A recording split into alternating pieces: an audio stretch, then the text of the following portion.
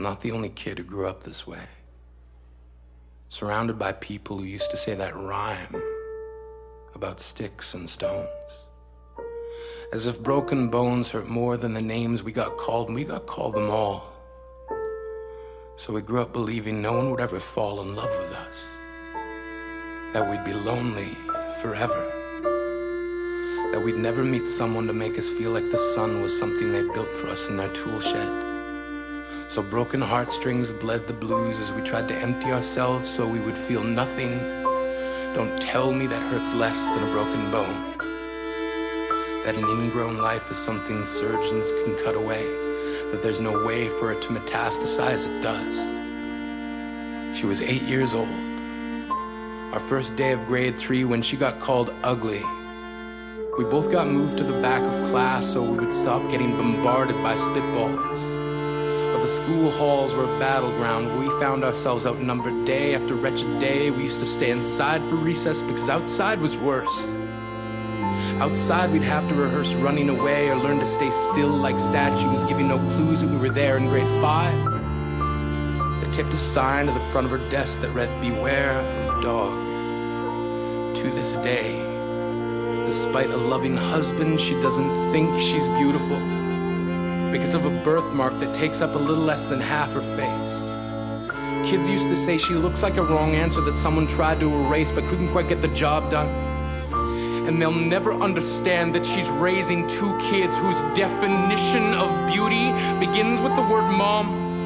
Because they see her heart before they see her skin. Because she's only ever always been amazing. We weren't the only kids who grew up this way. To this day, kids are still being called names. The classics were "Hey stupid," "Hey spaz." Seems like every school has an arsenal of names getting updated every year. And if a kid breaks in a school and no one around chooses to hear, do they make a sound? Or they just background noise from a soundtrack stuck on repeat when people say things like kids can be cruel? Every school was a big top circus tent, and the pecking order went from acrobats to lion tamers, from clowns to carnies. All of these miles ahead of who we were freaks. And if you can't see anything beautiful about yourself, get a better mirror. Look a little closer. Stare a little longer. Because there's something inside you that made you keep trying despite everyone who told you to quit. You built a cast around your broken heart and signed it yourself. You signed it. They were raw. Because maybe you didn't belong to a group or a clique. Maybe they decided to pick you last for basketball or everything. Maybe you used to bring bruises and broken teeth to show and tell but never told. Because how can you hold your ground if everyone around you wants to bury you beneath it? You have to believe that they were raw.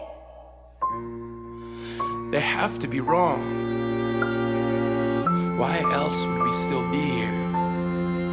We are graduating members from the class if we made it. Not the faded echoes of voices crying out names will never hurt me. Of course, they did. But our lives will only ever always continue to be a balancing act that has less to do with pain and more to do with beauty.